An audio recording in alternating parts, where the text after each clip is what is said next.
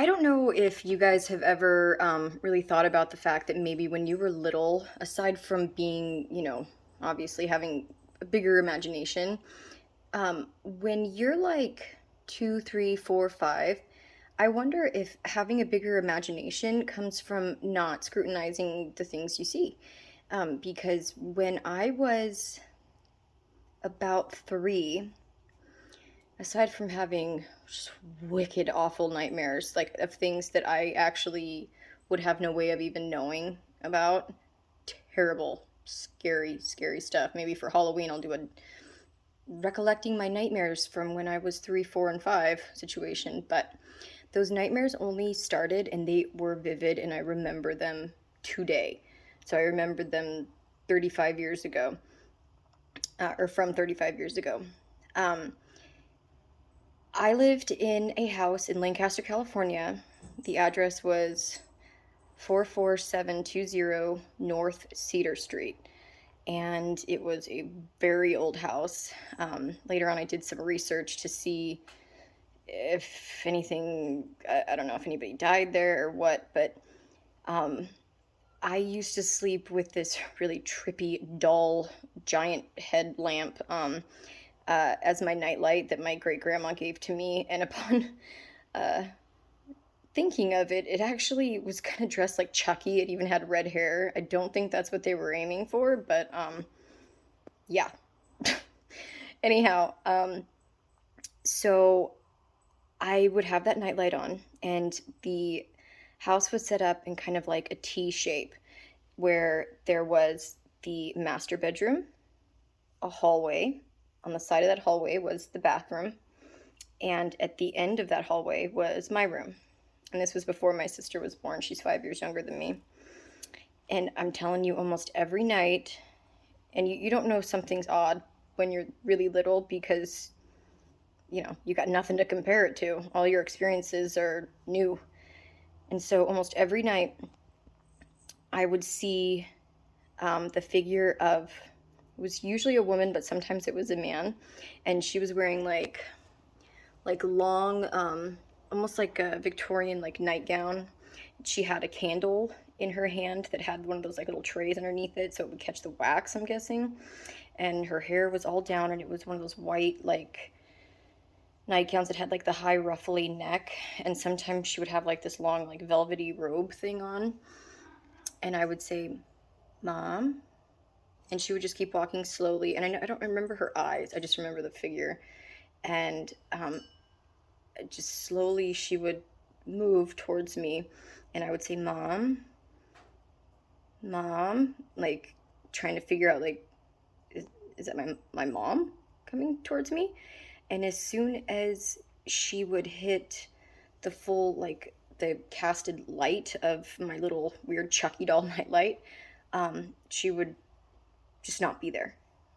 And it's bizarre the things you just write off as kind of just a nothing situation when you're really little because you don't know any better. You have nothing to like compare it to. I'm trying to find my vape. Hold on. All right, good lord, I found my vape, and then Doyle barked, and I've created a real problem by me constantly being with him because of his heart failure.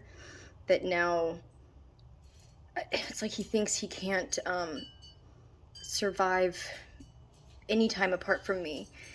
And granted, he would not survive without me, like, completely, but this is getting out of control. It kind of reminds me of, like, helicopter parents that feel like they need to, like, watch their kids 24/7. I've created a real problem. I mean, inadvertently, just by trying to protect him, but now he's, like, he can't go to bed without me. He can't go to the bathroom without me.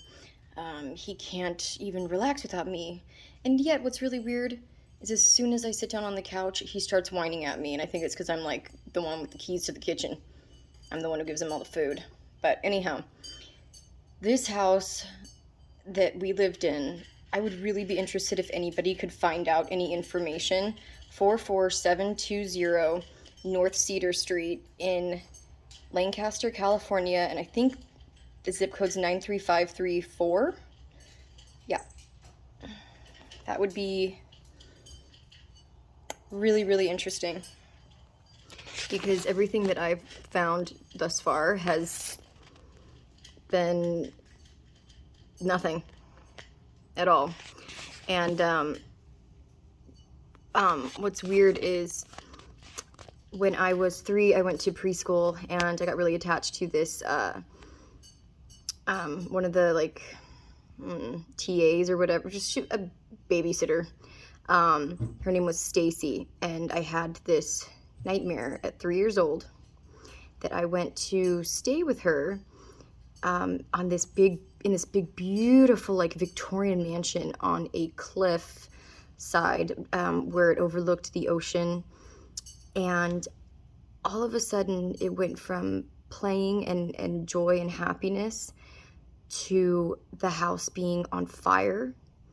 And all of a sudden, there's fire trucks, and my dad was a firefighter, so I don't know if that had anything to do with it. But and out of nowhere, the cliff side that it was built on, that the house was built on, started like crumbling away, and I lost my footing, and there was, at the bottom of it, I could see it was all these like blackberry brambles almost, except for there was no berries. It was just branches and sticks with thorns. And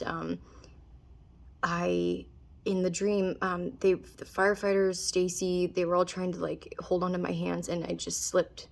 I couldn't hold my grip, and I fell all the way to all the thorns and died, and the ocean just swept me away. And I was 3. So that's one of many terrifying dreams that I had while living at that house when I was 3 years old. There was another one where I was playing Foursquare, which is kind of like handball, but with 4 squares. And I kept trying to run to my mom. She was standing at one corner, and she kept turning into Michael Jackson. I don't know where the heck that came from, but that was terrifying just because I was trying to get to my mom and she kept changing. I don't know what kind of meaning that one has. There was another one where I was sleeping in my bedroom, in my house, in the dream. And I felt somebody sit down on my bed in the dream. And it was a man in a, almost like a fishing type hat and a trench coat. And he had glasses. He looked kind of like Slugworth from the original Willy Wonka. And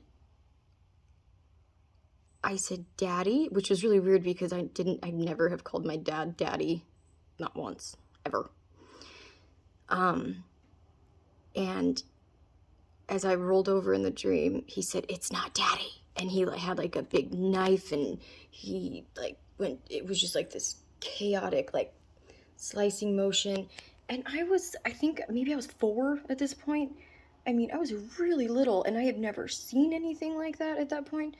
And what was really, really terrifying about that, which is what leads me to believe that this house was indeed kind of haunted, the window was open when I woke up. Now, I don't know, maybe it was already open. I was a very little kid, but I don't know. But let me know your guys' stories, and if anybody can find out any info on the house I grew up in. Well, not grew up in. I lived there from the time I was 3 till 10, I think. So, I mean, it's a fairly long time. Yeah. Crazy. I will say the man and the woman that used to walk down the hallway to me were not scary. They were silent. They never said anything, but they weren't scary. The nightmares were, though, really, really scary. Yeah.